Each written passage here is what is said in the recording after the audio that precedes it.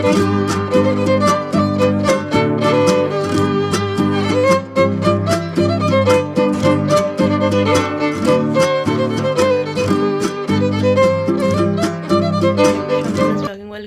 Morning.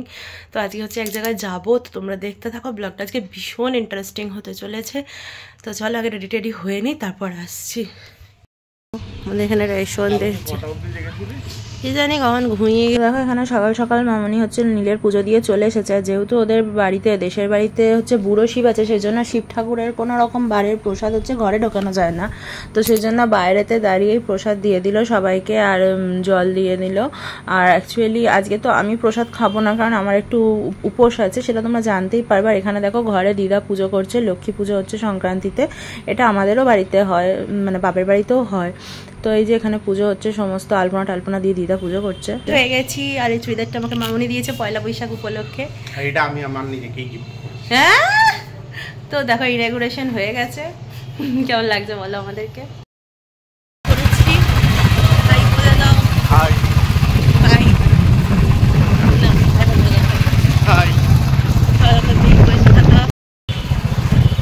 তো দেখো মামার বাড়ি যাওয়ার পথে এখানে হচ্ছে ল্যাংচার দোকানগুলো পরে শক্তিগড়ের। তো শক্তিগড় থেকে যাচ্ছি যখন, শক্তিগড়ের ল্যাংচা নিয়ে যাব, এটাই অবভিয়াস।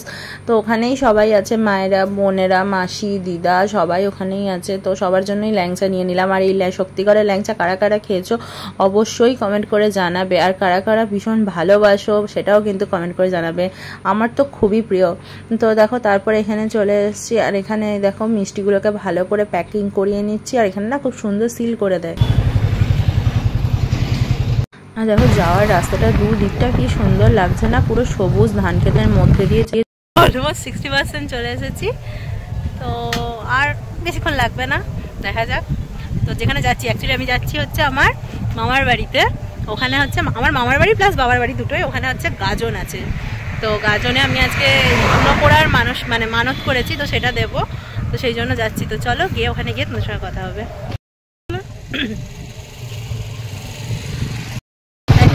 ঢুকে গেছি খুদরুন। যে বড় স্কুলটা দেখা যাচ্ছে, এটা কিন্তু হচ্ছে আমার মায়ের স্কুল। তো মানে এই জায়গাটা দেখলে আমি প্রতিবারই ছোটবেলা থেকে যখনই আসি বলি, দেখে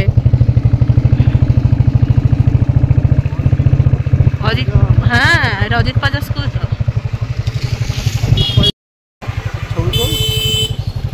তো দেখো এসে গেছি, গ্রামে ঢুকে গেছি। আর এই যে শ্রী দুগ্ধ পোষ্য শিব ঠাকুরের গাজন। তো এই গেটটা দেখলেই ছোটবেলা থেকে এত আনন্দ হয় না মনে, মানে একটা আলাদা রকমের ফিলিংস কাজ করে। তো তারপর দেখো এখানে হচ্ছে শুভ বিবাহ বন্ধনে শিব শাকম্ভরী। তো এর পিছনে কিন্তু একটা দারুণ ইতিহাস আছে। প্রতি বছরই বলা হয় যে শিবের বিবাহ হয়, সমস্ত গেট হয়, খাওয়া দাওয়া বাজনা, কিন্তু আজ অবধি কোনো বছরই বিবাহ কিন্তু কমপ্লিট হয়নি। তো যাই হোক, তবু মানে এটা ঘিরে গ্রামের আর কি অনেক আনন্দ উৎসব হইচই মানুষের থাকে। তো তারপর দেখো চলে এসেছি ভৈরবনাথের মন্দিরে, এখানেই হচ্ছে সব কিছু হবে। তো একবার গ্রামে এসেই আগে ভৈরবনাথের মন্দিরে, আর আমাদের যে দেশ বাড়ি আছে মানে আমার বাবার বাড়ি যেটা, সেটা দেখে এখানে এলাম শাকম্ভরী তলা, এখানে মা শাকম্ভরী মন্দির।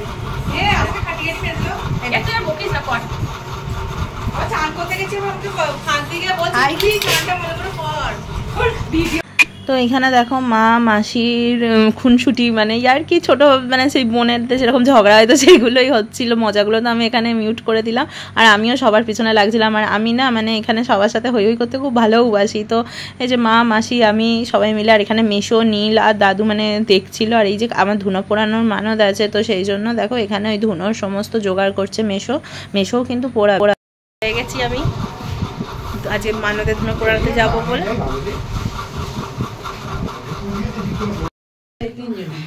মাসি হাই বল, কই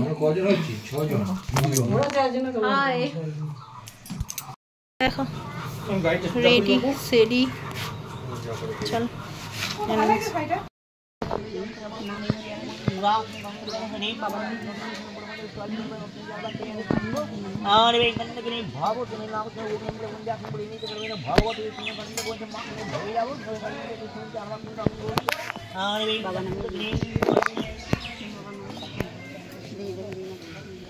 চলে এসেছি আমাদের গ্রামে। এটাই হচ্ছে সবথেকে মানে গ্রামের 4 মাথায় 4টে ভৈরবনাথের মন্দির আছে। তো এটা হচ্ছে সবচেয়ে বড় ভৈরবনাথ। তো এই মন্দিরটা হচ্ছে আমার বাবার বাড়ির পাড়ার কাছে আর কি। তো যাই হোক, সবাই এখানেই পুজো দেয় গাজনের সময়। তো চলেও এসেছি সবাই মিলে আমরা। আর আমার ধুনো পুরানোর যে মানতটা আছে না, সেটা এখানেই দেওয়া হবে। তো এই যে এখানে চলে এসেছি। আর এই যে মেশো আসছে, মেশো সমস্ত জিনিসপত্র নিয়ে এসেছে। আর এখানে মাসি মা আমরা সবাই পুজোগুলো দেওয়াচ্ছি, মানে সবার তো নাম গোত্র ধরে পুজো দেওয়া হবে। তারপরে মায়েরা মাসিরা নীলের বাতি দেবে। আমিও ঠাকুরের স্থানে এসেছি, বাতি দিয়েছি। তো এখানে আর আমাদের না মানে আসতে একটু দেরিও হয়ে গেছিলো, সেই জন্য ঠাকুরমশাই একটু রাগারাগি করছিলেন। তো যাই হোক, দেখো তবুও পুজোটা যে সুস্থভাবে সুন্দরভাবে দেওয়া হয়েছে, এটাই মানে বাবার আশীর্বাদ। আর এই যে ভৈরবনাথ না গ্রামে ভীষণ ভীষণ জাগ্রত। মানে আগে যখন আমাদের দেশের বাড়িতেই কালী পুজো হতো, মানে আমাদের বাড়ি যে কালী পুজোটা তোমরা দেখো, এই কালী পুজোটা কিন্তু আগে আমাদের দেশের বাড়িতে হতো। আর তখন পুজোর পরের দিনের নিয়ম ছিল যে ভৈরবনাথ মন্দিরে সবাই ওই কালী পুজোর মানে নানা রকম ডালা সাজিয়ে নৈবেদ্য সাজিয়ে ওখানে বাবাকে পুজো দিতে যাওয়া। তো সেই পুজোই এখনও দেওয়া হয়, কিন্তু এখানে ভৈরবনাথের মন্দিরের বদলে শিব ঠাকুরের মন্দিরে দেওয়া হয়। তো মানে ঐতিহ্যটা বজায় আছে, তবে এইখানে আগে দেওয়া হতো। আর এই যে ভিতরে হচ্ছে বাবার মানে মূর্তি আছে।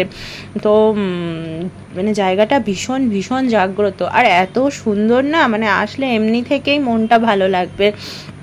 তো এই যে আর রোহনও প্রথমবারই এলো। তো ও দেখছিল, এখানে বোন ছিল, মাসির মেয়ে ছিল, আমরা ছিলাম, মানে সবাই মিলেই এসেছিলাম পুজো দিতে। শুধু দিদা আসেনি, দিদা ঘরেতে রান্নাবান্না জোগাড়গুলো করছিল, কারণ সবাই সকাল থেকে উপোস করে আছি। আর আজকে মা, মেসোমশাই, আমি সবাই হচ্ছে ধুনো পোড়ানোর মানদ আছে। মায়ের তো আবার 2 জায়গায় ধুনো পোড়ানোর মানদ আছে, পেটে আর মাথায়। তো এই যে এই নিয়েই সমস্ত কথা হচ্ছিল আর পুজো দেওয়া হচ্ছিল। আর খুব সুন্দর সুস্থভাবে পুজোটা দিয়েছি। আর এখানে যা হয় আর কি বুঝতেই পারছো, মা আমি মাসি 3 জন এক জায়গায় থাকলেই থাকতে থাকতে একটু একটু করে গল্পও হচ্ছে, পুজোও দেওয়া হচ্ছে। তো এটা দেখে আশা করি বাবা ভৈরবনাথ কিছু মনে করবেন না। আর মানে নানা রকম কথা হচ্ছিল। আর বিকালবেলাতে কিন্তু একটা দারুণ জিনিস তোমাদের সঙ্গে আজকে ব্লগে দেখাবো, সেটা দেখতে গেলে কিন্তু বিকালবেলা অবধি অপেক্ষা করতে হবে। তো দেখো, সবার প্রথমে হচ্ছে মেসোমশাই ধুনো পোড়াবে। তো এখানে মেসোমশাই বসে গেছে। এই যে মালসার মধ্যে প্রথমে একটা চাদরকে, ভিজে চাদরকে মুড়িয়ে দেওয়া হবে, তারপরে মালসার মধ্যে এই যে ছোবড়াগুলো দিয়ে তার মধ্যে ধুনো দিয়ে জ্বালানো হয় আর কি। তো আমি আগে দেখেছি, কিন্তু মানত দিচ্ছি এই প্রথম বছরই। আর মানে বাবার কাছে মন থেকে কিছু চাইলে সে তো পূরণ হবেই, সবাই জানো তোমরা কতটা জাগ্রত। তো দেখো, এই যে চাদরটা দিয়ে ভালো করে মেসোমশাইকে এখানে মুড়িয়ে দেওয়া হচ্ছে। আর তারপরে এর ওপরে ওই মালসা মতো যেটা আছে, এই যে আগুন ধরিয়ে দেওয়া হয়েছে, ওই মালসাটা মাথায় রাখা হবে। মানে জিনিসটা দেখতে যতটা লাগছে ততটা ভয়ের কিন্তু নয়, তবে মানে খুব ভক্তি ভরে এবং জাগ্রত, মানে বাবা তো ভক্তি ভরে দিতে হয় পুজো। এবং যে কোনো দেবতারই পুজো দিলে সেটা তো সুন্দর ভক্তি ভরে দিতে হবে। এই যে দেখো, এরকমভাবে 3 বার ধুনো দিলেই এটা হয়ে যাবে। তো মেসোমশাইয়ের পরে এবারে মা করবে। আর মায়ের তো প্রথমে পেটে মানত, মানে পেটে দেবে। তো এই জন্য বাকে দেখো এখানে ভালো করে ঢাকা দিয়ে দেওয়া হলো। তো এবারে মায়ের পেটে হচ্ছে ওই মালসাটা বসিয়ে দেওয়া হবে। ওই মানে 3 জনেরই আলাদা আলাদা আছে, তো তার মধ্যে মায়ের যেটা আছে সেটা মায়ের এখানে বসিয়ে দেওয়া হবে। বসিয়ে দেওয়ার পর ওই একইভাবেই মাকেও পেটে ধুনো দিয়ে করা হবে। আর এখানে আমি দাঁড়িয়ে দাঁড়িয়ে কথা বলছিলাম, ইয়ার্কি করছিলাম। আমি জানো তো মানে যেগুলো খুব সিরিয়াস হওয়া সিচুয়েশন, সেখানে গিয়েই মাঝে মধ্যে হেসে ফেলি। তো যাই হোক, নিজেরই কীরকম লাগে। তো এখানে এই যে মায়ের পেটে এটা বসিয়ে দেওয়া হচ্ছে। ব্লগের কন্টেন্টগুলো কিন্তু বোন তুলে দিয়েছে, কারণ আমি দেখো দাঁড়িয়ে রয়েছি। তো এই যে মায়ের পেটেও এখানে বসিয়ে দেওয়া হয়েছে ওটা। তো এরপরে এই যে ঠাকুরমশাই 3 বার ধুনো পুড়িয়ে দিয়ে দিল, ধুনো ওটা পুড়ে গেল, ব্যাস হয়ে গেল। এবারে মা হচ্ছে মাথাতেও দেবে, ওই একই রকমভাবেই চাদর দিয়ে মুড়িয়ে দিয়ে তারপরে ওই মা যেটা আগুন জ্বলছে ওটা মাথায় ভালো করে বসিয়ে দিতে হয়। এবং এটা কিন্তু ভালো করে ব্যালেন্স করে বসাতেও হয়।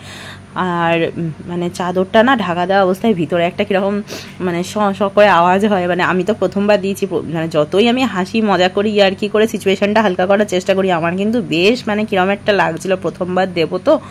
তো যাই হোক, দেখো এই যে মায়ের ওই মাথায় হয়ে গেল, মানে 1 বার দিল, আর এরকম 2-3 বার দিয়ে দেবে, তো হয়ে যাবে। আর এটা কিন্তু মানে পুরোটাই ব্যালেন্সের ব্যাপার, ব্যালেন্স রাখতে হয়। যে আমার মুখটা দেখলেই তোমরা বুঝতে পারবে বেশ কতটা আমি মাসি সবাই দেখছি যে কীরকমভাবে হচ্ছে। তো ফাইনালি এবার আমার টার্ন। মাথাটা তোলো।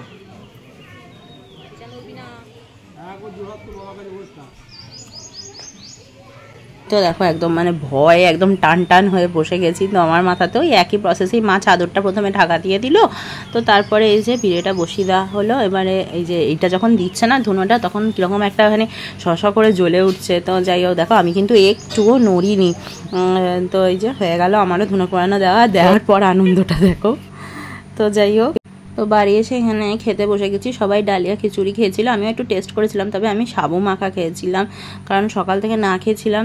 হচ্ছে বানফোড়া, আমি জানি না কতটা দেখাতে পারবো, বাট এই যে প্রচুর মানুষ, প্রচুর ভিড়। ওই সামনে বান আছে, কারো গায়ে ছুঁয়ে যায় না।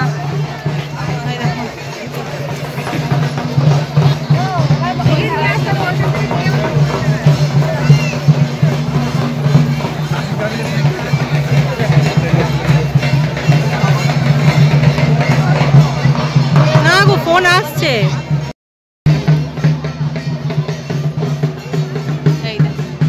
দেখছো সবাই ছুঁচের মতো লম্বা লম্বা নিয়ে দাঁড়িয়ে আছে, এটাই অ্যাকচুয়ালি জিভে ফোটানো হয়, এটাই হচ্ছে বান। তো এটাকে নিয়েই খেলা দেখানো হয় গাজনের সময়। খেলা বলতে অ্যাকচুয়ালি কি হয়, গোটা গ্রাম হচ্ছে এই ভক্তরা ঘোরে।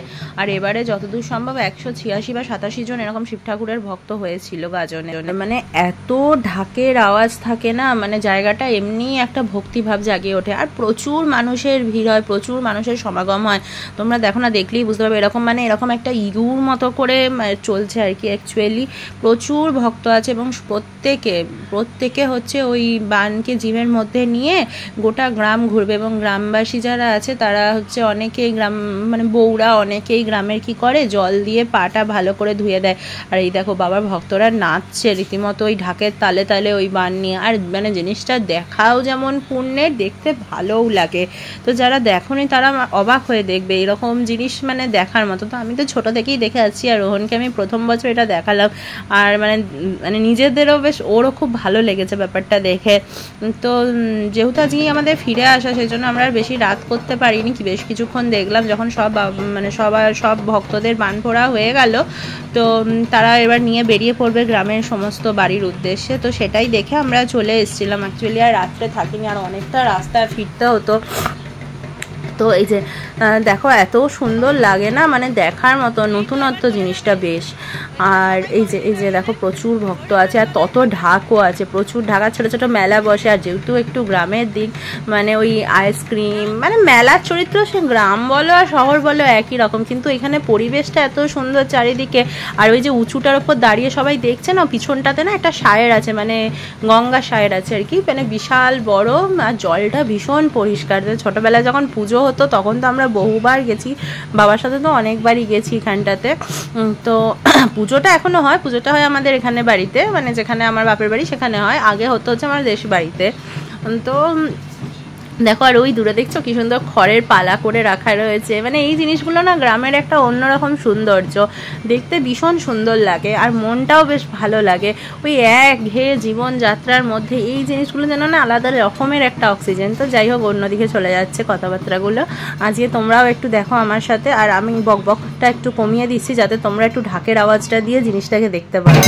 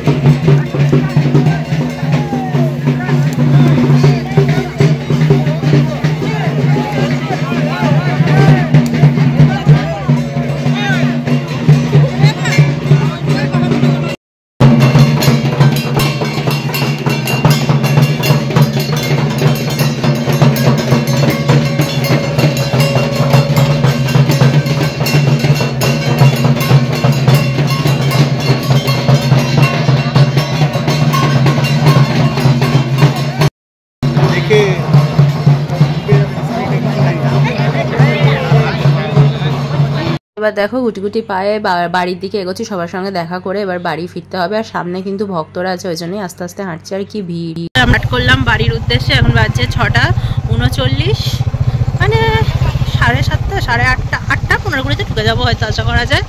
তো চলো যাওয়া যাক। ইয়েতে আগের বার মনটা নিয়ে গেছিলাম এখান থেকে, খুব ভালো লেগেছিল। বাড়ি ফেরার রাস্তায় চাঁদটা দেখো কি সুন্দর দেখতে লাগছে।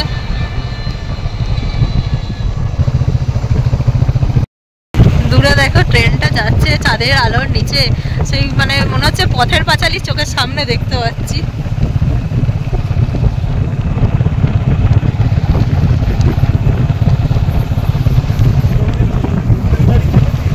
এই যে রাস্তায় মোটামুটি এসেই গেছি বাড়ির কাছাকাছি, আর কিছুক্ষণের রাস্তা, তারপরে বাড়ি চলে আসবো। আর সারা দিনটা তো দেখে বুঝতেই পারছো কতটা হেক্টিক গেছে আজকে, কিন্তু সবকিছু যে সুস্থভাবে হয়ে গেছে এটাই অনেক।